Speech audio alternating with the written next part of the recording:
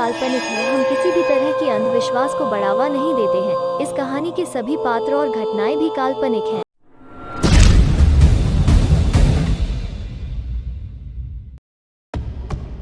Stella ने चौंक कर पूछा, क्या ये सचमुच मर चुकी है? ऑफिसर ने जवाब दिया, हाँ, एवा होप ने सुसाइड कर लिया था। स्टेला ने फिर चौंक कर कहा, पर मैंने तो उसे अपने सामने खड़ा देखा था। इसके बाद उस पुलिस ऑफिसर ने कहा, तो क्या तुम मुझसे ये बताना चाहती हो कि तुमने उसकी आत्मा देखी थी? ये सुनकर स्टेला का मुंह फटा का फटा रह गया। उसने फिर कॉन्फिडेंस में जवाब दिया, नहीं, बल्कि मैं ये कहना चाहती हूँ कि मैंने उसे देखा था और वो भी जिंदा। ऑफिसर ने फिर हकलाते हुए जवाब दिया, ये नामुमकिन है, क्योंकि एवा ने सुसाइड किया था और उसकी बॉडी की जांच मैंने अच्छी तरह की थी।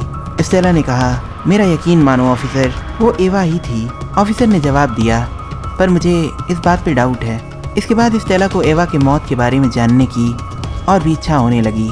वो ऑफिसर से कहती है, अच्छा, आपने कहा कि उसने खुदकुशी की थी। ऑफिसर ने जवाब दिया, हाँ, उसने एक बार में ही पूरे स्लीपिंग पिल्स की बोतल ही ख़त्म कर दी और इसी के ओवरडोज से उसकी मौत हो गई। स्टेला ने फिर पूछा, क्या उसे कोई परेशानी थी? ऑफिसर ने बताया, हाँ, वो डिप्रेशन से जूझ रही थी। शायद उसे अपनी बेस्ट फ्रेंड की मौत का सदमा लग गया था। स्टेला ने पूछा, तो क्या उसकी किसी फ्रेंड की भी डेथ हो गई थी? ऑफिसर ने कहा, हाँ, सैली, उसकी फ्रेंड, उसने भी एवा के सुसाइड करने से कुछ दिन पहले ही सुसाइड कर लिया था। स्टेला ने कहा, एक और सुसाइड? ऑफिसर, क्या आपको सच में नहीं लगता कि ये थोड़ा अजीब है? ऑफिसर ने जवाब दिया, कौन जाने कि उसे क्या हुआ था। देखो मिस स्टेला, तुम ये सब ना समझने की कोशिश करो तो ही ठीक होगा, क्योंकि ये जगह बहुत रहस्यमयी है और यहाँ के लोग भी। स्टेला ने गुस्से में कहा, चाहे जो हो जाए, मैं इन रहस्यों पर से पर्दा उठा कर रहूँगी। ऑफिसर ने उसे समझाते हुए कहा, देखो, तुम्हारे लिए यही बेहतर होगा कि तुम वापस अपने शहर चली जाओ। तुम्हारी अभी पूरी ज़िंदगी पड़ी है और इसीलिए मैं सलाह दूंगा कि तुम इन सब लफड़ों में ना पड़ो।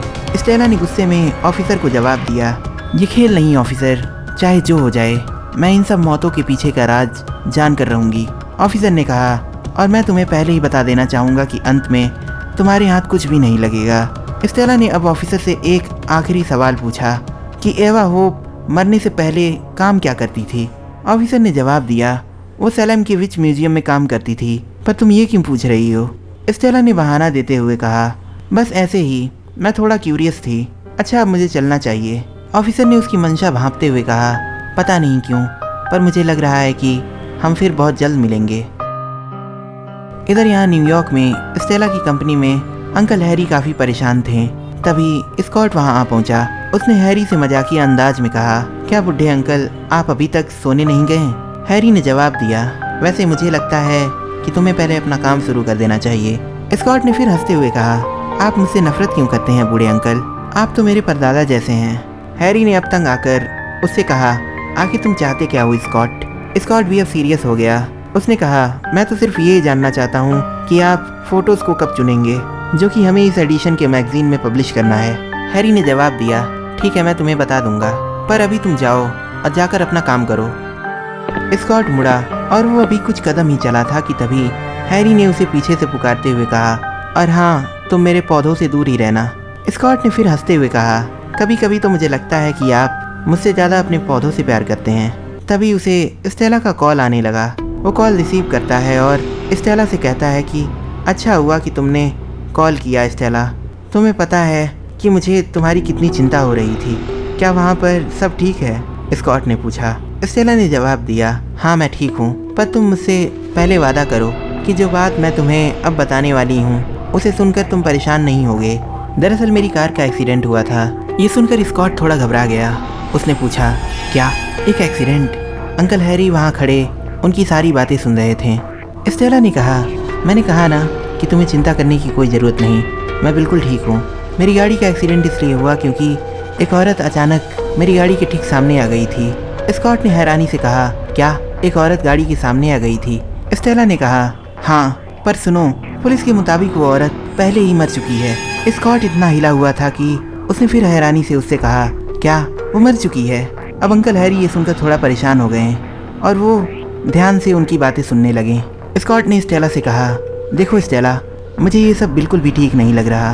तुम जितनी जल्दी हो सके वहाँ से वापस आ जाओ। स्टेला ने जवाब दिया, मुझे जहाँ होना चाहिए मैं वही हूँ। स्कॉट, इस शहर में बहुत सारे राज छिपे हुए हैं। मुझे ये पता लगाना ही होगा कि इसका मेरे डैड की मौत से क्या कनेक्शन है। स्कॉट कहता है, स्टेला सुनो, मैं जानता हूँ कि तुम चाहती हो कि मैं वहाँ नहीं आऊँ, पर मैं तुम्हारी मदद करना चाहता हूँ। स्टेला कहती है, तो ठीक है, क्या तुम पता लगा सकते हो कि एवा होप आखिर थी कौन? स्कॉट जवाब देता है, हाँ, तुम चिंता मत करो, मैं इसके बारे में पता करता हूँ। सैलम में काफ़ी खतरा है, इसलिए तुम अपना ख्याल रखना। तभी अंकल हैरी पीछे से बोल पड़ते हैं, क्या स्टेला सैलम में है? उनकी आवाज़ सुनकर स्कॉट वहीं जम जाता है। इधर स्टेला सैलम विच म्यूजियम पहुंच जाती है, पर अफसोस कि उस दिन म्यूजियम बंद था। पर उसे यकीन था कि म्यूजियम में जाने के लिए दूसरा रास्ता जरूर होगा। ये सोचकर वो म्यूजियम के बैकयार्ड की तरफ जाती है। वहाँ उसे एक खिड़की दिखाई देती है। इसके बाद वो उस खिड़की से अंदर चली जाती है। अंदर का नज़ारा देखकर वो दंग रह जाती है। तभी उसकी नज़र एक पेंटिंग पर पड़ती है। उसके नीचे उस पेंटिंग के बारे में लिखा हुआ था, 1692 और 1693 के बीच बहुत सी औरतों को फांसी दी गई थी, क्योंकि उन औरतों पर काला जादू करने का आरोप लगा था। ये सब देखकर स्टेला काफ़ी हैरान थी। इसके बाद स्टेला ने मन में सोचा कि वो यहाँ किसी टूर के लिए नहीं आई, अब उसे और भी ढूंढना चाहिए, शायद उसे कुछ और इन्फॉर्मेशन मिल जाए। इसके बाद वो म्यूजियम के रिसेप्शन के डेस्क के पास गई, क्योंकि उसे पता था कि उसे रिसेप्शन से कुछ न कुछ ज़रूर मिलेगा। तभी उसने कुछ ऐसा देखा जिससे उसे एहसास हुआ कि वो एकदम सही जगह आई है। उसने रिसेप्शन के डेस्क पर एवा होप की तस्वीर देखी। उस तस्वीर में एक और लड़की थी। वो कौन थी ये स्टेला नहीं जानती थी। तभी उसकी नज़र उस डेस्क पर रखे न्यूज़पेपर पर गई। उस पर एक हॉरोस्कोप का आर्टिकल मार्क था, जिसकी लेखिका शैली आर्चन थी।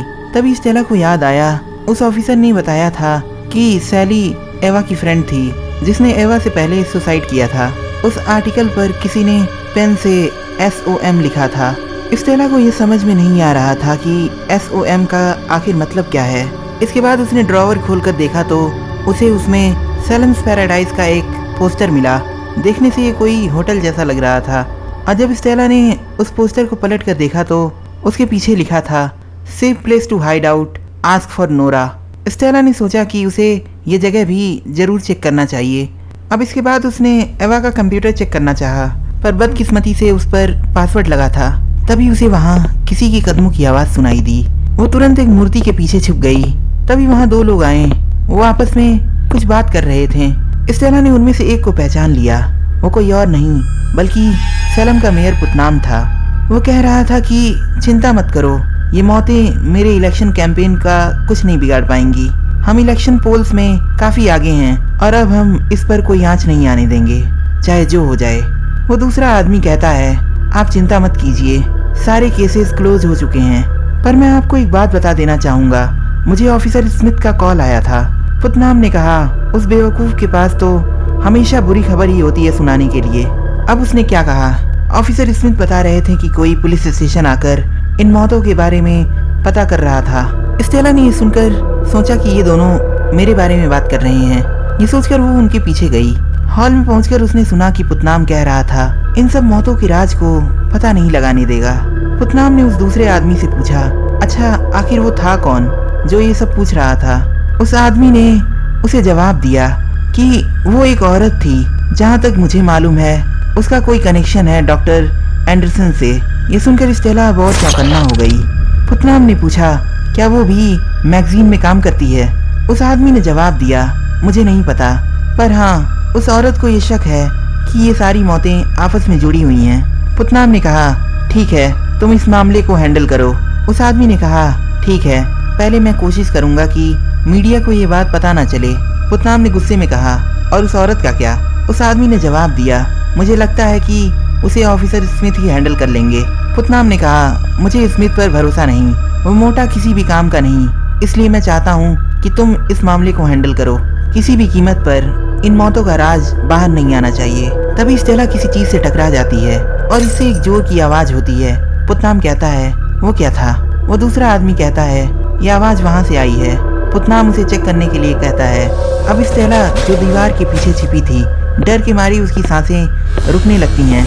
वो आदमी उसकी तरफ बढ़ा चला आ रहा था। तभी उसे कुछ सूझता नहीं है और उसके वहाँ पहुँचने से पहले ही वो तेजी से वहाँ से निकल जाती है।